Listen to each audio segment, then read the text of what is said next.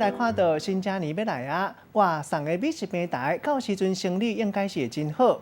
嘉义市卫生局就头一届来推出是安大纸，互店头免费讨登记单。大理的产品的包装，若是无离开，代表讲物件拢无开过、无食过。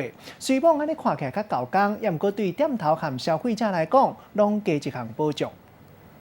现代人用手机试的饭袋送到厝的，毋过送外送的争议嘛愈来愈多。像讲消费者收到番麦鸡汤糜，内底有奇怪的物件，固定的便当互送外送的食起，像这款的问题，毋但消费者会惊，头家嘛足烦恼的。所以嘉义市卫生局特别开发是安大纸出来，很明显的这一个拆封的这个痕迹在这上面。大纸搭伫便当顶的，若是甲掠落来，就当看到顶的有正面迄个分页，安尼就会当知影包装有封贴过，保护食品安全。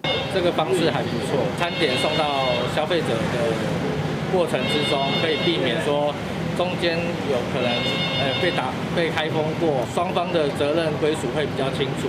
头家普遍拢真满意，安尼做会当保护双方的权益。防拆封贴纸最主要是保障说这个从餐厅一直到消费者的手中。 这中间这个食物是没有被动过手脚。另外是安大纸顶的毛宣传预防食歹巴肚的外原则，市政府希望透过这款的方式，守护外送料理的安全，安尼对餐厅甲消费者拢有保障。记者综合报道。